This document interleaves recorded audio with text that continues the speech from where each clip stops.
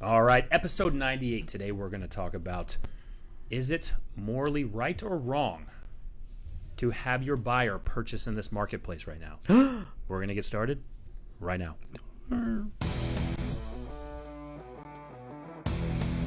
Welcome to the only real estate podcast worth listening to, with your hosts Nick Good, Matt Kelderman, and Brian Force. Combined, they have 26 years of experience and have sold over 1,500 homes. Join them each week as they bring you everything you need to know about real estate. And now, here are your hosts, Nick, Matt, and Brian. All right, episode 98. Today we are broadcasting live from the Sphere Rocket VA studio. The Sphere Rocket VA studio. Look, We need to get some signage. Yes.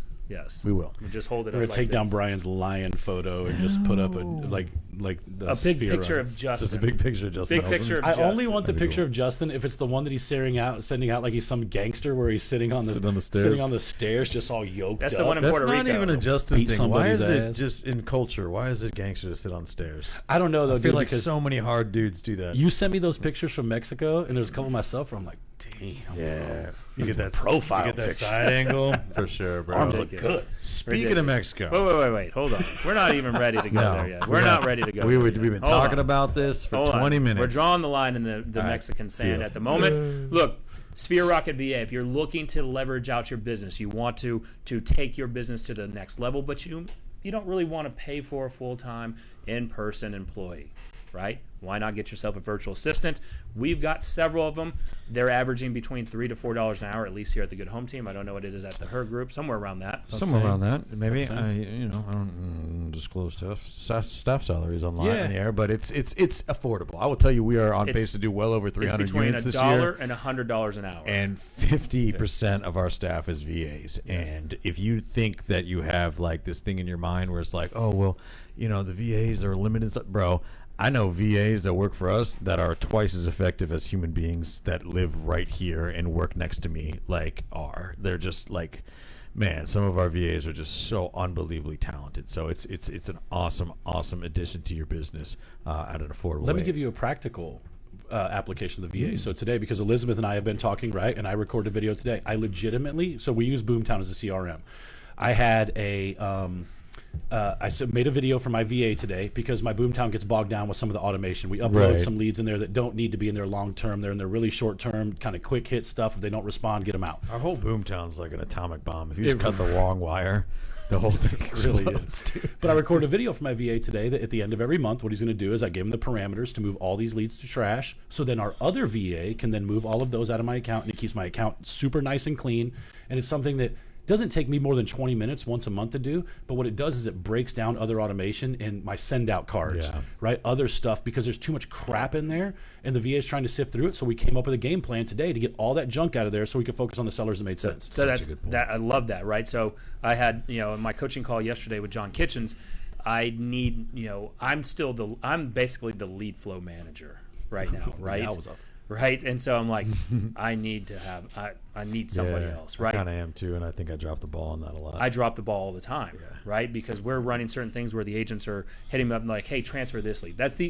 I wish Boomtown would give a way to do that where because we have our own pond accounts, right? Yep. Probably similar to you guys. Yeah, we got one big one. Right, we've got one big one, but then we have other ponds that we created for certain type of lead flow that we have coming in. Okay. And so if agents are getting leads from those, well, they can't transfer them over unless I give them the 'cause login you're to that admin. account. Yeah, admin access. Yeah. Right, and so I'm like, all right, I'm tired of having to transfer these leads, and so what better way? Just have a lead flow manager for $3.25 an hour. Sure. Then they will go make sure that the leads aren't compliant. Mm-hmm. Our agents aren't compliant. They're setting up the right drip campaigns, the e-alerts, everything else. That's a good idea. $3.25 an hour. And I wasn't doing this at first, right? Like I'd had VAs 2 other times, and I was like, oh, I need VAs to call leads for me, and like this other dumb shit. The reality is, like, and Justin will even say this, like VAs are not a replacement for like your talent. They're an ability to give you more time to just go utilize your talent. 100%. And Brian was the one who turned me on to the video recording thing. So like, just again, I'll say this for the new people watching, like anytime, even if you have no VA right now, you should get a free Zoom account If you don't have one in 2021, I don't even know how that's possible. How have you been talking to people I know. all year? But get a free Zoom account, and every time you have a task that you don't want to do anymore, just record yourself doing that. Save it to a Google Drive. You're just essentially building the training mechanism for your VA when you bring one on. Let me ask you. So I've been doing Zoom, and I like it, but then I got turned on to Loom. I don't know about Loom. Okay, and so tell Zoom. me, because I used to use Loom, and again, I'm a tech guy, but I'm also like a high D personality. If I'll just move forward on things really, really quickly. I used Loom a little while ago. I didn't see a difference. So what I like about Loom is that it actually saves it inside the platform itself. So then I can go give. You have a paid account. Zoom will do that too. But I have a paid account on Zoom, but Loom, you can do it for free. You can have as many team members as you want.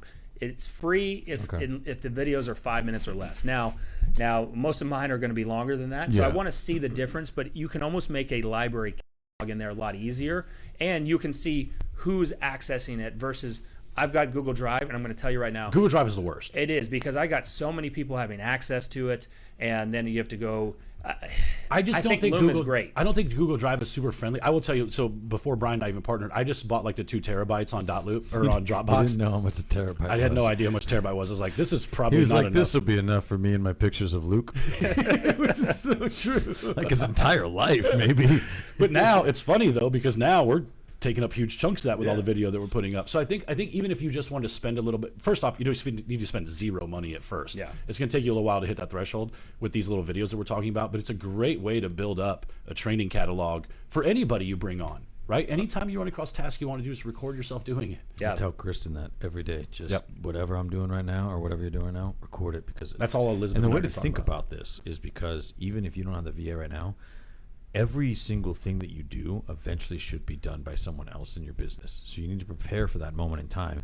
We learned this the hard way. Having to train people retroactively with shit that you already know, man, is that a nightmare. When I'm like, dude, if I had just cataloged this my entire career, I would have just been able to be like, Why record that video Here's today? I've your been doing job. that for 6 months, and I was like, why am I doing this? And look, and from the leadership side, there may be times that you don't mess with that system and you forget a little bit because you're not in it the day-to-day type deal. That's like kinda I can why- tell you right now, like if I'm running a listing appointment, my speed to get ready for the listing appointment is going to be so slow now than it was back. It was 3, 4, 5 years ago when I could do it in 10 minutes, have everything printed, everything ready to go, and Yeah. I'm out the door. Now it's taking me. I'm like a new agent. It's taking me 60 minutes, and I'm like, I where's tried- this? What? First time I At felt one when I wrote a point last contract. year, I think it was either last year or 2019, whenever Lady was at a bachelorette party, I had to input a listing on my own. This is after we partnered, because I fully remember this happening. Gosh, dude, it was like handing me a 3,000 piece puzzle and just be like, "Here you go." I was like, "Oh no!" I couldn't tell dude. you how to. I could not. No I could not input a way. listing right now to save I my life. could do it because it's just kind of self-explanatory in the day, but it would take me forever. Yeah, I got it done. It just Uploading was it to not- showing time would take way longer. Yeah, Yes. for sure. I wouldn't even know how to do any of that. Me But neither. so go connect with Justin Nelson, right? Do it. Sphere Rocket VA. I think it's sphererocketva.com. .com. .com, right? And look, if you have Longest not, goddamn intro ever. it was, but We're still No, we're talking practical. We're talking practical uses of VA. that was more of an I'm bullshitting. that was more of an infomercial, That's right? right, that's So right, that's right. with practical applications in there, so we should have a studio audience clapping like, yes, yeah. What was that crazy guy, like the Sham Wow guy? I need to come in Yeah. here one day and just be the Sham Wow guy for Justin for like a whole episode. I haven't figured out that bit. I'll do it. It's not going to be soon, but I'll do Here's it. what I will tell you. Go back to Justin with Sphere Rocket. You're going to want to be in his world because he's going to add you to some messenger groups and everything else. And this guy, Silly shit he does. yeah, this guy, first of all, he's genius. But at the same time, you get looped in on some things. You're like, what's going on, Justin? What did he just invite you to? I mean, Smashville party 2021. 2021. Yeah, did you do a Facebook Messenger chat? Because called last year's Smashville Party Smashville is out of date. Yeah, I heard last. The annual I Smashville heard party. last year's Smashville was off the charts. Yeah, So. I mean, man. virtually, it was a great virtual event. I mean, I would do it again in a heartbeat. But gosh. so if you have not been to our Facebook group, the only real estate group worth being a part of, go request access for that. Go over to iTunes, leave us a review on the iTunes page. And we are talking to someone right now, celebrity real estate agent. Yo. We are getting dates confirmed for this person in the May-June time frame, right? So we need reviews on there. We need people in the group. We need more people watching this. So just tune in. I'm going to tell you, you're going to love this person. They're awesome. Yep. There may be a surprise guest with them. Right? Is it one of us? Well, that's always the surprise. We don't. Which one of us will show up every Yeah, week? Actually, we've done a pretty damn good job. I've only we're 98 episodes in. Everybody's missed at least one at this point, right? Yes. I think I definitely missed one. I'm out. I've missed like a couple, 3, I missed maybe a couple. 4. I had some food poisoning a couple. I don't weeks think ago. anybody's missed more than 5. Like No. worst case Yeah. scenario. No. What have you ever done in your life for 98 straight weeks? Exactly. No, 98 straight weeks. 90, mostly Took 90. some weeks off. Yeah. And Most of Christmas the time. weeks. There was that time that we moved studios from the garage And and there were other There's weeks. did it some other stuff, virtually yeah. before Corona. Okay, it wasn't 98 And straight. we didn't. There do was a very week well. one time where I had gout. Yeah. All right. Let's talk real estate. Let's talk about this. So there are several things we want to talk about in today's show, right? And this is one, we were gonna do a St. Patrick's Day show. I'm gonna tell you right now, like, are you lucky in your business, or is it hard work? Or some, doing a St. some Patrick's Day some kind of bulls like that, right? But there's something that came up. I'm talking to these agents, and everyone's hitting each other up like, yeah, when's this market going to level at? Like, when's listings going to come? Blah, blah, blah, right? The mindset right now of agents are just in the shitter. It is. Right? In the shitter. But Some of you are doing it to yourselves, by but the way. I will tell you right now, there is this mindset going around with some agents that they're saying, is it morally wrong to be putting buyers into houses I see now? this 3 times a day in Facebook real estate groups. Yeah. I must be in the wrong one. I think that's thought it was why I in all got of them. banned. Like you'll notice, like I didn't share us out today because Yeah. I think I just say too much shit in real estate mastermind. Aaron Yeah. Foster said that's not why he got banned. Yeah, that's Foster. Okay, so the general premise is I am struggling with this from some sort of moral standpoint because my buyers are going to have to offer so much more than the ask price, and that means they're going to overpay for this house and somehow go to hell. I don't understand what the quandary is. I don't Explain either. this to me. Look, I'm struggling with it as well because they're projecting whatever position they may be in financially, or they're projecting where they're like, ooh, the market's going to crash, and what they're not understanding, and for some reason I know you're hitting your head on the microphone right now. I want to do the same thing, Brian, because they're trying to go back to 2008, 9, 10, 11, 12 years, right? Where look, that was a shit show. We can all agree what happened back then was a shit show. That was people being misled by banks. Misled by everyone. Of course, Right. of course, Banks are right? part of it. Investment banks are part of it. Services are a part of it. Private lenders are a part of it. You had Government the was no part of doc, it. the no documentation loans, right? Ninja. Right? Yes. People just thought they were fine to do things they weren't fine to do. Oh, And I that's mean, that's my yes. biggest beef with this whole thing that's happening in these Facebook groups. And again, I've kind of led the charge in calling people out on this as much as I can. This idea that emotionally somehow you're involved in the transaction. And I'll tell you right now, I see this from agents who represent a significant amount of buyers. I think more than if they were just being honest with themselves, I bet you their buyer count is higher. I would know when I was a buyer's agent, I was way emotional about my buyers, right? The reality is, at any point, if your emotions are entering your ability to represent your client from a fiduciary standpoint, you as an agent, and hear this, you are failing. Yes. You are a failure at what your job is ethically and like from a responsibility standpoint designed to do. And if that makes you mad, you are the agent I'm talking to. Well, I think it also comes down to 100% agree. the fiduciary part. That's all it is. Right? Where I don't think they completely understand the fiduciary portion of this, right? We're not here from their financial advisor side. that's First where off, the lender's there. the majority of us are probably not certified financial planners. Also, like, don't be so fucking condescending. Do you think that your buyers are so fucking dumb that they can't make a decision for themselves whether or not they want to pay over asking You're price? just proving to me you don't know how to articulate the market and the advantages that they have. And look, this is a nationally based show, so I'm not going to talk about it from a Texas standpoint,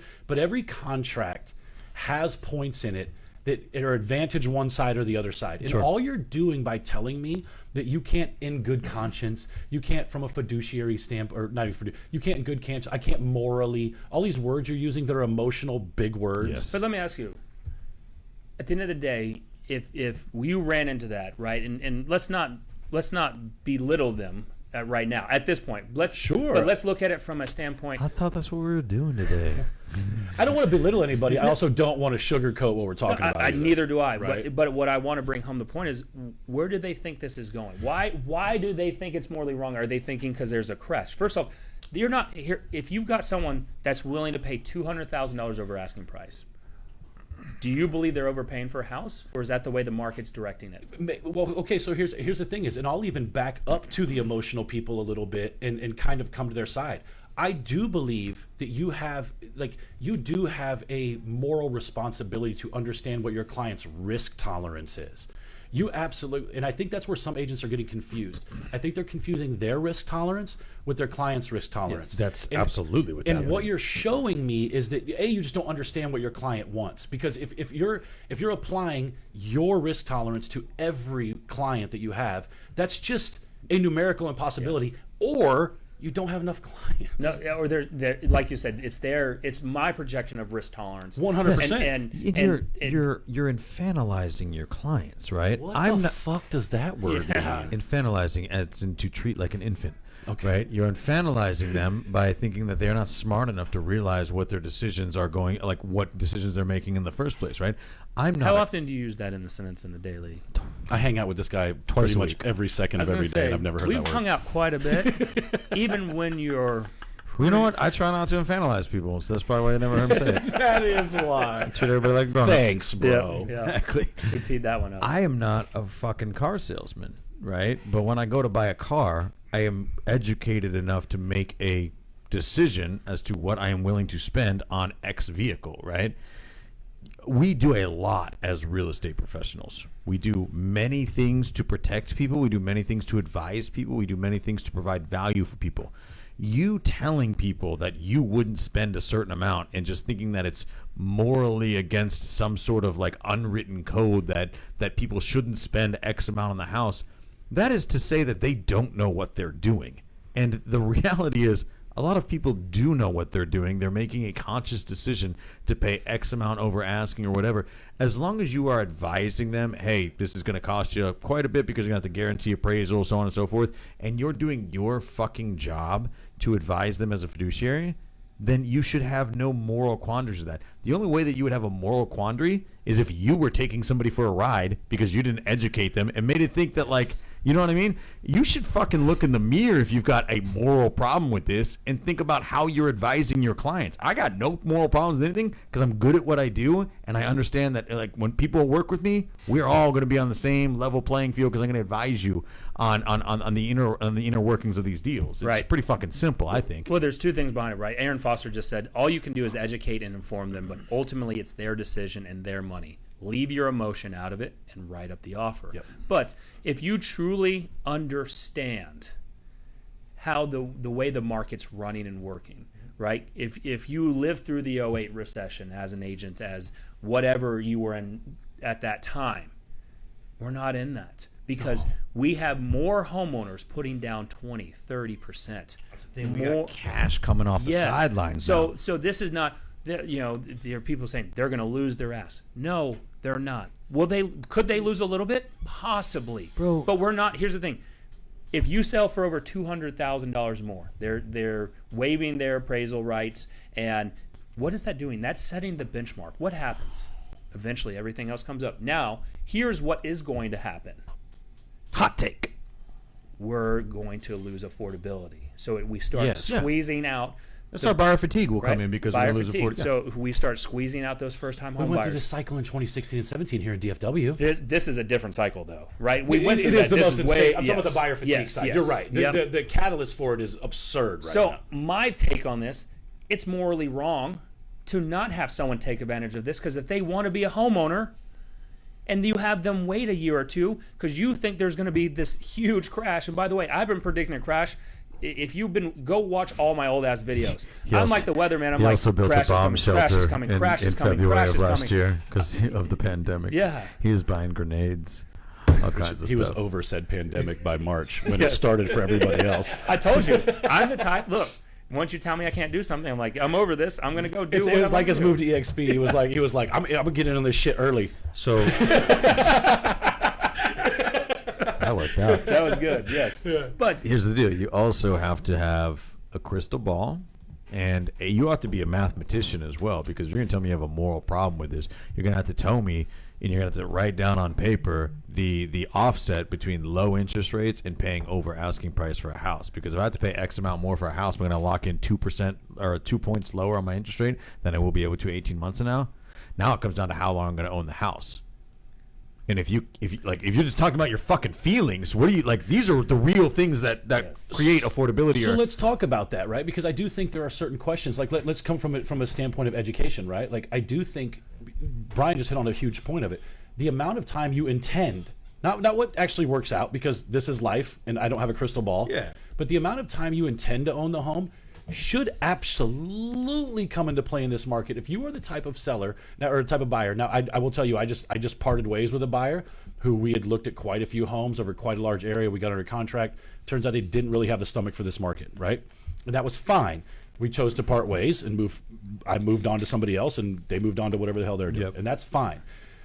But the biggest issue that I had with that specific buyer Yeah. was the fact that their intention was to own the home for a long period of time. Yeah. And what they kept coming back to, and that I felt like I had conveyed properly, was the value right now. Yeah. And while I admitted to them, this doesn't feel good. We got through the appraisal process. We got through all these parts of the process. They had multiple experts telling them that their investment was secure where they thought it was, and the extra money that they agreed to pay was what they had to pay. Everything came in exactly where we thought it was. And then it did. And they didn't like that so much. I understand that happens, right? Like there are definitely buyers who all of a sudden think they want to do this, and then they're like, I don't really want to. We're not talking about those people. We're talking about the agent's lack of understanding of what their buyer's trying to accomplish and how to get them there. And I do think Brian's point to the amount of time they own the home, that's one of the major questions I'm asking people when we start writing offers right now. Because if you are telling me that you might have to move to Florida in 2 years, you probably maybe shouldn't buy right now. There are buyers who shouldn't buy, but this whole, I'm just going to throw a giant wet blanket on every buyer that comes my way because I don't know how to navigate this market and I don't understand my state's contract, which I'm gonna tell you right now, that's another reason that agents are scared right now, is they don't really understand their own contract at a high enough level to understand where their power positions are. That also is holding people back, I believe. The other thing to think about is this, right? You're 100% right, by the way. And I also promised you that I was going to change shirts before the podcast. I realized I didn't. I'm sorry. We were like both blue shirts and jeans. That is kind of, I realized Flip back that and forth now. between us right now, Jesse. Just camera one, camera two, camera one, camera two, camera one, camera two. Right? Jesus. Okay, I'll not make this boring for you, but just think about the reasoning behind homeownership. We have this assumption that you're going to make a lot of money if you own a home. That's like the benefits of homeownership. You build wealth and all that stuff. The reality is, some people just love living in a home too. It's better than living in an apartment for a lot of people, right? Let's just say the average annual appreciation nationwide is about 5% since the 70s, right? You can, in most cases, expect that your home is going to appreciate about 5% a year every year, right? What if that doesn't happen, right? Let's just say you bought a home for $400,000, okay, and it appreciates at 5% a year. And then in 3 years it's worth $486,000, right? And you have your property taxes, you have capital expenditures, you have all that shit, whatever. Let's just say the market doesn't crash, but you overpay for your house, and so you don't get any appreciation for a while, or you get 1% appreciation. Did you make a bad financial decision, or did you get to live in a house and then when you sell it, it's worth what you paid for it, and that is better than sinking your money into rent every single month? Or I know. No, go ahead. That right there You're is probably let's do it other than house. If you could buy a car, drive it for 5 years, and sell for the same price, are you happy or not happy? I'd be Austin Good, but yeah, I would definitely do that. See, yes. Austin Good does do that, and that's what makes him so happy. Right? We just bought a boat last year. We bought a boat, right? Our starter boat. Sold it this year for the same price. Let's just acknowledge the fact that boats are like the most sinkhole of money ever. They really somehow you got lucky. The goods have figured out how to make money on goddamn boats. First off, it's the market. It's a pretty genius move. We're using the market. We're using the market. Sure. But if you were to say that on people that you expect to lose money on the cars and boats or whatever is what you determine depreciating, it's a liability, right? But you can break even on liability. They're happy. But when it comes to a house, they're not, because one, we also have done a piss poor job of agents just saying, well, this is going to be a moneymaker for you. Yeah. And that's not the case, because you still have to live somewhere. And that's what I've told people, right?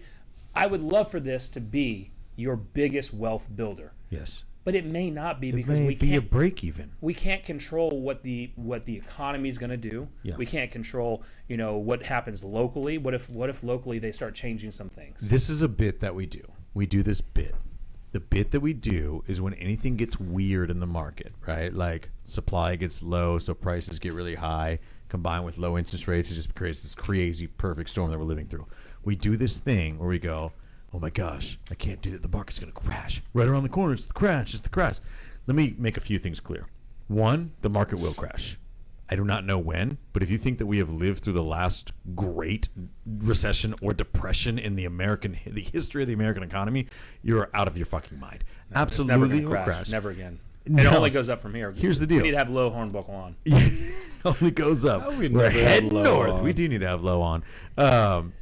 I think I will say, from just my personal opinion, Nick, you hit the nail on the head. I do believe that the next shift comes from buyer fatigue, and I do believe that cash off the sidelines. What we're seeing is appraisals are not going up at the rate that prices are going up. That means that people are bringing cash to the table. That means that is not unlevered. Like that's not, they're not bringing more debt to the table, right? The comps still Which is a close good out thing. the MLS at the sales price, though. No, but I'm just talking about affordability, right? Sure. What I'm saying is, if you are one of those people that is like, I can't morally do this because I'm leading to some sort of bubble or crash, then I need you to sit there and explain to me the difference between making up an appraisal shortage with cash that you already have tax-free, and let's say the intricacies of selling credit default swaps on synthetic CEOs and everything that goes in that. If you can't explain that to me, I'm just not really here for your virtual signaling, because you don't know shit about crashes and you're just saying some shit because you're in real estate. Well, and I know or- that's like or- the meanest thing I've ever said on here. It's probably also the most Is true. it? I don't Is think it? it is. I mean, I've When said we were in the some- old studio when we were doing the Brian's Billionaire Ideas, you said some crazy shit. Yeah, but that's hypothetically mean. I actually mean this. I miss Brian's billionaire idea. And we need to bring them back as just like a one-off. When With he got Derek, his mind real. but we have to have really Derek. spinning. Like Oh, yeah. switch out with Jesse real fast, just so Derek I don't can even do know it. if Derek watched it. Derek, if you're watching us, comment. I love you guys. But look, we all get it here because we talk about this all the time, right? So we're most likely going to be always on the same page of this, Yeah. right? Yeah. And We argue so much more off the air than on the air. Do we even really though? Do we? I feel like we kind of sometimes like we do a little bit, but little it's bit. usually like Doesn't happen that much. it really Yeah, I'm doesn't. like- You know why? 'Cause we're not stupid. Because we're all right. And we're just bringing ideas that make sense all the time. It's not true. but like at the end of the day, I look at things and I've always had a Foster. God. I always. By the way, That'll work. Elizabeth, our starter boat, eye roll. I know. Thanks a lot on that I one. know. I appreciate I that. mean, we got to throw it. I mean, you have to have a starter boat. Well, yeah, if you have a first boat, then yeah. Isn't I don't know, dude. What makes it a starter boat? Well, that's the one that you don't spend a lot of money on in case you run it into things. And Oh, so it's like Learn how to drive, It's starting your skills as a driver. yeah, Okay. like I'm not gonna go buy something really expensive and go bang that up. That was me What at do like Lake Ray Hubbard in like 7th grade we with just- my dad, just trying not to run into trees under the water. What are you gonna upgrade to? we just upgraded to a brand new Mastercraft boat. Oh. Yeah, I Why just do need y'all all my get that? None of y'all wakeboard or anything? Austin does. He does? Heather I just does. need my Oh, really? my Yeah. lake friends to have Oh. like a pontoon so I can get hammered That's so what I I don't was slide doing. off the back. I used to be wakeboard guy. Now I'm just sit in the sun and drink Just beer. wait, guy. just wait. I just sold I'm a lake house realtor now. I only sell lake houses. His own- own to hang out or his own really? stuff. Yep, right. I'm a lake house realtor now. Don't come to me for anything else. I've sold 4 lake houses. Okay. Heather just said you made us sound like total assholes. Nick's starter gonna boat. start doing mailers to his lake I house. wasn't gonna neighbor. say it, but I mean, No, it doesn't. No, it doesn't. Look, Heather, Elizabeth, He's like- Brian, shut up. Like, He's like, having a boat would be sweet. I just got the Mastercraft while the yacht's being built Yeah, having a boat would because be it's gonna sweet. take a couple years. If I had a boat, I've been doing that thing with the Star. I'm like, oh, I just tripped and fell in this really cool place to live. I'd be doing the same shit, Nick. You tell them all. yeah. I mean, Yeah, what's Jerry Jones's boat called? Bravo Eugenia. Yeah, the Bravo. I knew Brian was gonna fire that Yeah. thing off. You know why? That's 'Cause branding. for some reason he knows but that. the house we sold across from us, getting a brand new tri-tune for us. So there you go. Really? We'll jump on it. Not for us, but we can use it. Okay. So, but those people cool. Man, I love they're having real friends cool. with money. They're real cool. So awesome. But here's the thing. So going back to the show, right? Going back to the show, I don't know. We can do boat segment. We can do this forever, we can bro. do Lake House talk. People are apparently We're listening gonna to this go shit. to. They're not dropping off. We're gonna go to Jamaica in July. Do you guys want to come? I mean, Because Heather's listening right now. I Heather, have, can I we have to put go to this- St. I'm going to St. Thomas in September. It's just like 3 months difference. I know. I'm just letting you know. Heather, can you get with Lady? We're doing Jamaica The show is off the rails. Airbnb thing. Can we get back to why agents Let her don't know know how to that you're represent in. their buyers, please? Well, I think, look, at the end of the day, let's look at this. At the end of the day, when it comes to your morals, Yeah. right? Check them at the door. No, I'm just kidding. I mean, I'm struggling with the right words on this because I don't want to, when you start getting into this in this land, there's some landmines we have to navigate. It's like everything, man. It's like, everything from politics to sports teams. Your morals are in essence a culmination of the things that you think are true. A lot of it is virtue signaling, right? When you think you have a moral obligation to do X, Y, and Z, there is certainly a counter argument or different perspective out there onto why you're wrong. I just let your buyers make decisions and advise them. Don't make decisions for them. That's what it is, right? This isn't about morals or ethics. I do everything I can to represent my clients at the highest level. I've represented clients from the lowest price points to incredibly high price points, right? And never one of those times has it been motivated by a commission check. The reality is you can also demotivate a buyer by your inability to understand what's going on. And you're doing them the same disservice of costing them money as you would be doing if you were letting them purchase something they shouldn't purchase. 100%. And I can't remember if I said it on last week's show or not, so if this is a repeat, I apologize. But, I was making phone calls so I can understand the objections in this and how we can tweak it, our messaging and everything else. And I talked to a gentleman who had just bought a home. Okay. Right? And he was like, oh, what did you pay for it? So I was like, because I want to hear the craziness. And he's like, list price $349. He offered $375, and he's like, the bullshit kicker in there is that he did a full appraisal waiver, and his appraisal came at $325. Yeah. He paid the difference. So that's an agent problem. It is. Maybe. It is. Maybe they here's wouldn't thing. have gotten the Here's deal. the I thing. don't know. I was like, man, that sucks. He's like, I'm glad I did, because one, his value of home in 6 months has gone up. That's true. And he's going to live there until his daughter graduates from high school. Yeah, dude. So that's, I think he said 9 years. So what are we even talking about? Yeah. So he was grateful to get into that. He said at first it sucked. Then he. Dude, but he probably locked in a rate that is going to save his ass so much money long term, dude. Yes, low rates, right? Yes. And that's the thing. You've got cheap money right now. Now rates are starting to creep up. So we will see by next year, right? We will start to see buyer fatigue. We're going to start seeing pricing ceilings. Where I think we'll see that before the end of this year. Yes, I think we'll yes. see it, yeah, sooner But rather than later. we'll start feeling the effects where inventory levels slowly creep up, and we'll bump that price ceiling. Like buyers, like, no, I'm done. Yeah. No, we're not going any higher. I'm not doing 300,000 over. April, May, and June will bring a natural influx in inventory, right? Just like they do every year, right? We didn't. People have to remember, like I'm gonna go to sidebar on a slight lead gen thing.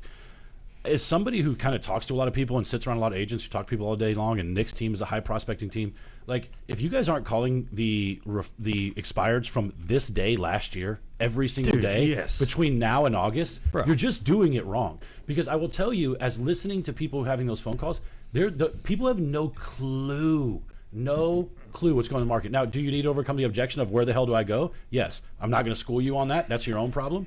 But the reality is, like, at the end of the day, sellers don't really understand what's going on, especially sellers who left this market a year ago.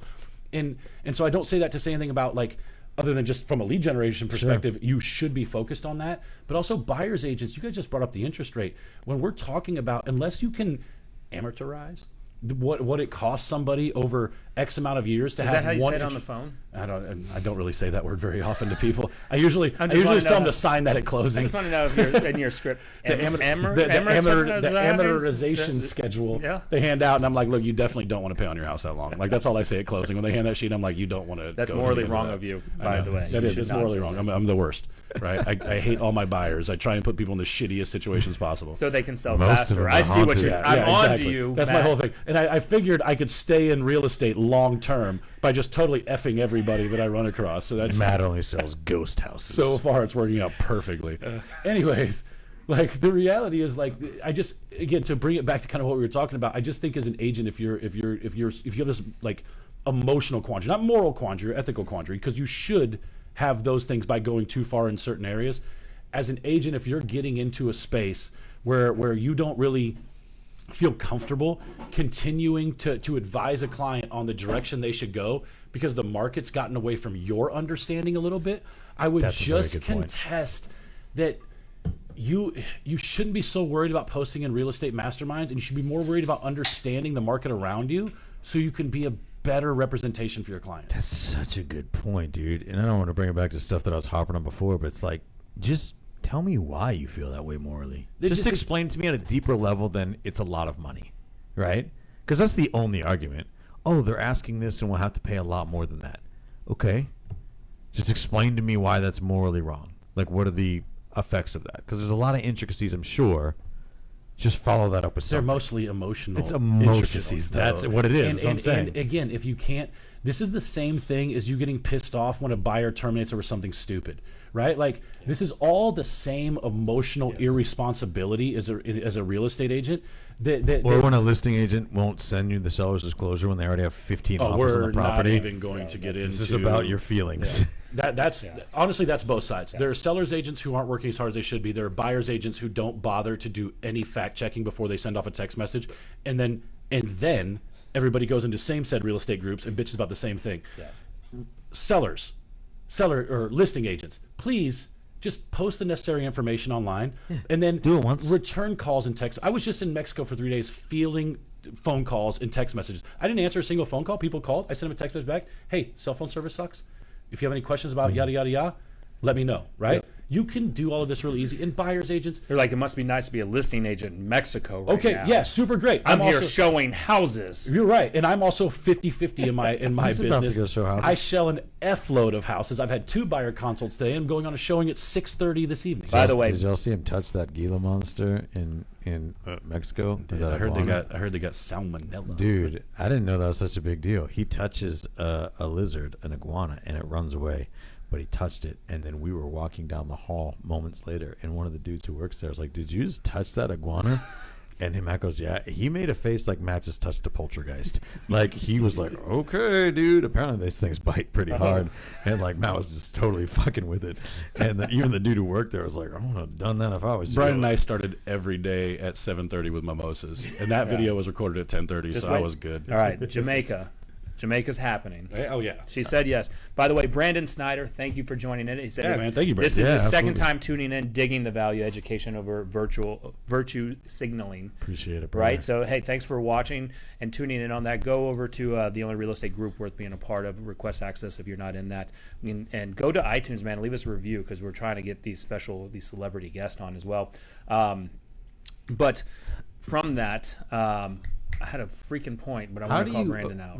How does taking listings change in your scenario? Right, we get buyer fatigue, because right now I think it's just getting the message out there. Like Matt was saying before, if you're not calling expires from a year ago, you're crazy because Miss an opportunity. yeah. But So- what about when buyer fatigue sets in? How does that message start to get change to take more listing So inventory? I think right now, and the beginning of the show before we started this, right? We were going to do a St. Patrick's Day themed show. Like, are you lucky? I Hard fucking work. We're Super still drinking, am. Nick. Right? What else do you want? I understand that. First off, St. Patrick's Day.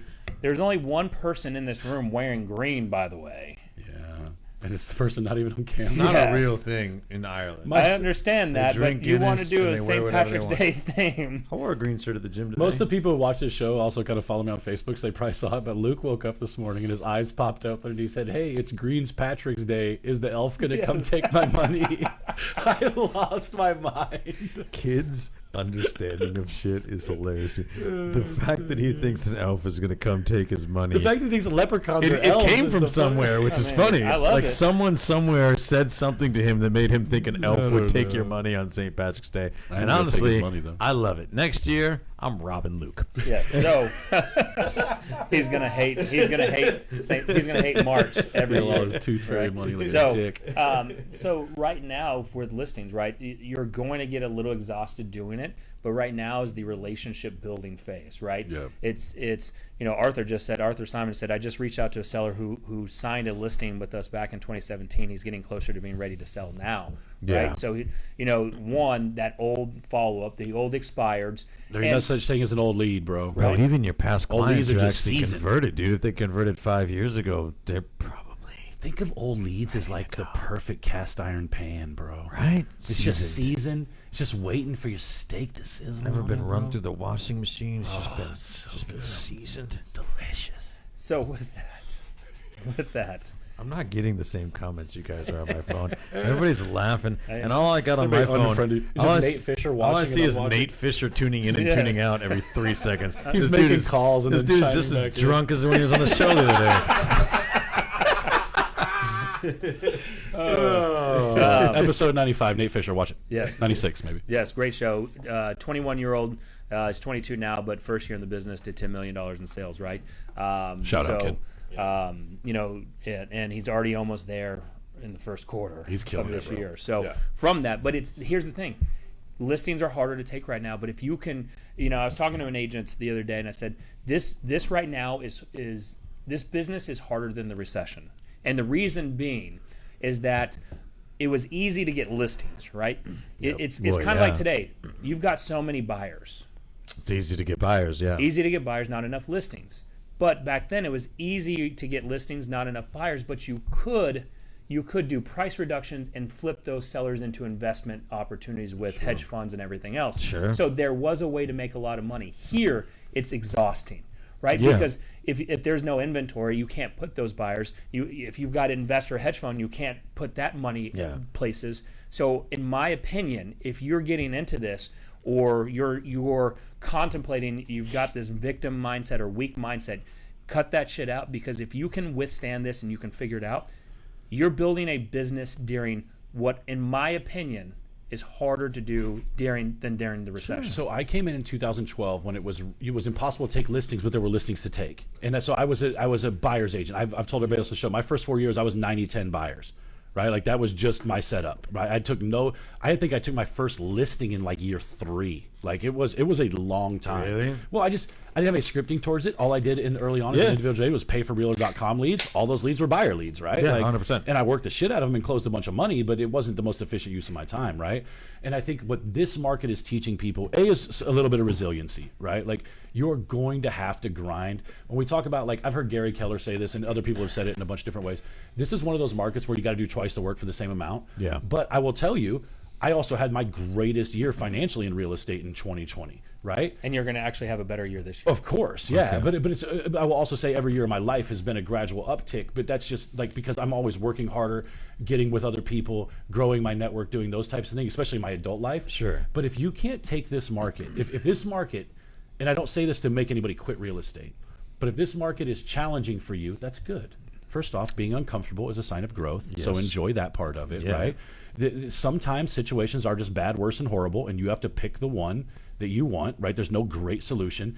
It is insanely hard to take listings right now. It's also insanely hard to get buyers under contract because here's the big thing, and here's what I want all these buyers agents and listing agents who are griping on these Facebook, like, buyers, I saw, because this isn't just about buyers agents, listing agents being dicks in this too. I saw a post from a guy the other day. It was like, if you're not going to submit a full appraisal clause, don't even submit an offer. And I'm like, you're an idiot, dude, bro. fuck off. You're first off, the buyer's agent has zero control over the buyer's financial position and what they can afford. And I'll tell you, I'll write offers that I know can't win, because sometimes buyers need to lose. Yes. They need to feel like they may need to lose just to understand, but sometimes buyers can only, this is the best foot they can put forward. And I'll tell you right now, I don't care if a buyer is trying their hardest to get a house, bro.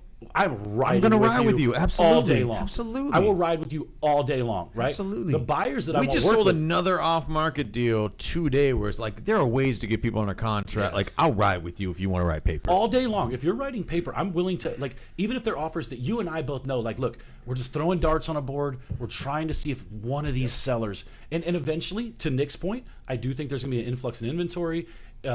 Interest rates are going to go up a little bit. There will be a softening. There'll be some buyer fatigue. There'll be, like, honestly, I don't know how FHA and VA buyers are even doing it right now with not being able to guarantee appraisals, right? Without lender consent. So I think there will be an aspect of this that softens up a little bit.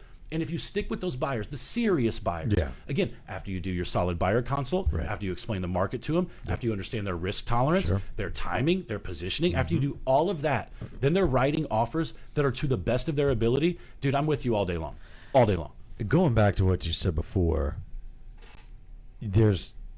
I'm predisposed to think that most of the time that people that bitch about, this market being so difficult and listings being so hard and stuff like that, there is some element of kind of looking in the mirror a little bit and going, look, even when the market was good, were you really doing as much as you could have been? Because if that's not the case, then you saying the market is the problem is a little bit sideways.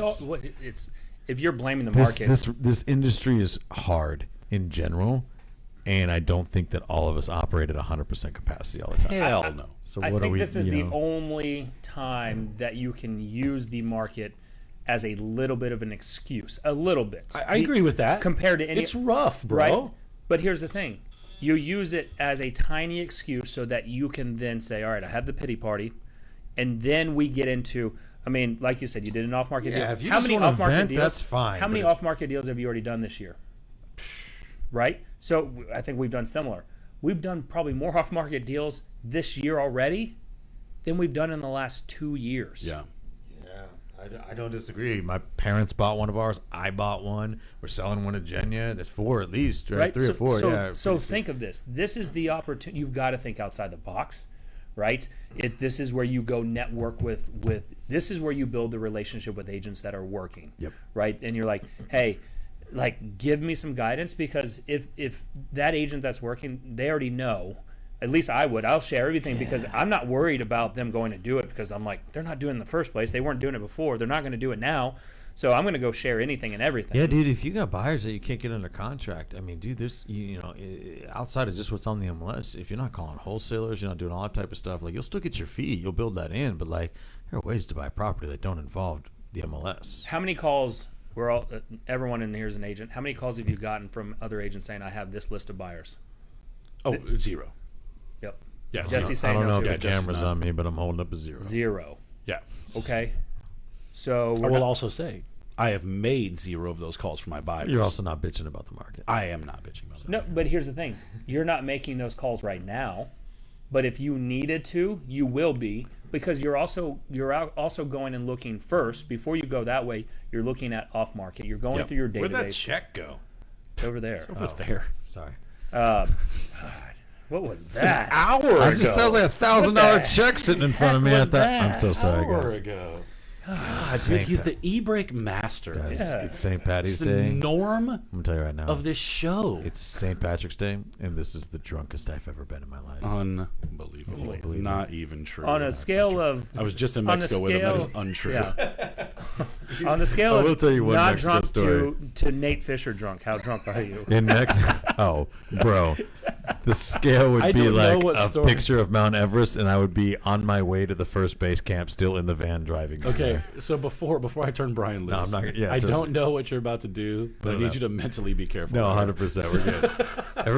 Everybody involved was there. I can't remember what happened. We were just at the pool, and I just realized that this was the time for me to get out of the pool. Like, I said something, and Matt said back, and I was like, it's probably time for me to head out.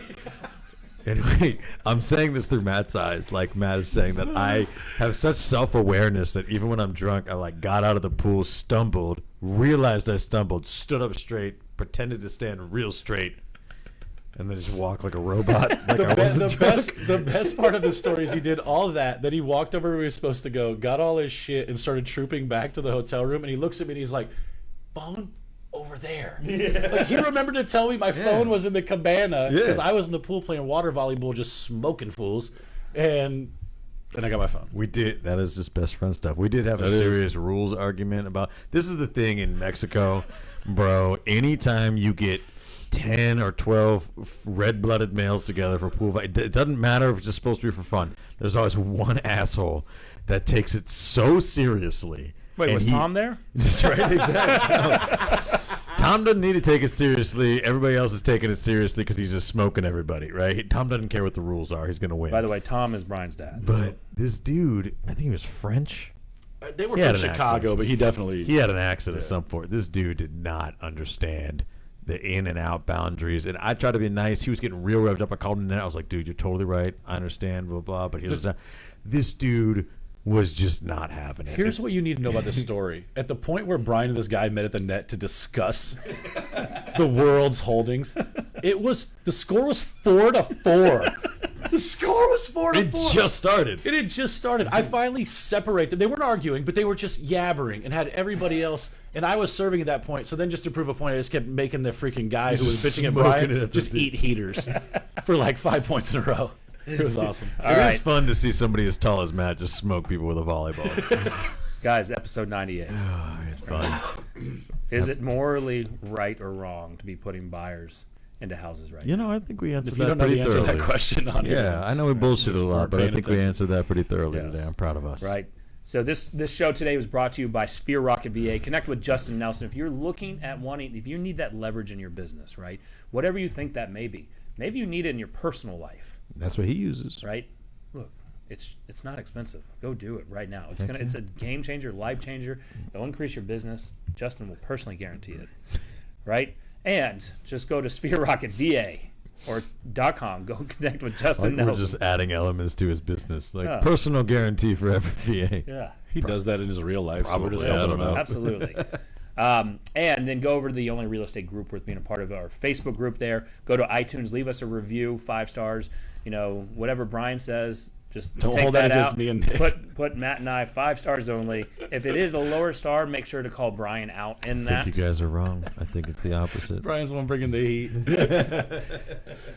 That's all I got today. That's all I got. All right, boys. It was great to be back in here today. I enjoy my tan. I missed you guys. Looks good on camera. I'm a little shiny in the forehead. We'll take care of that next week. Ayo, Jesse. Take us out. Hey, thanks for checking out another episode. If you wouldn't mind, go and join our Facebook group, the only real estate group worth being a part of. If you're watching on YouTube, please make sure to like, share, and subscribe, and give us a review on iTunes. It helps us get our content out to more awesome real estate professionals like you. And last but not least, if you are on Call of Duty, my gamer tag is Brian the Force. I'll see you there.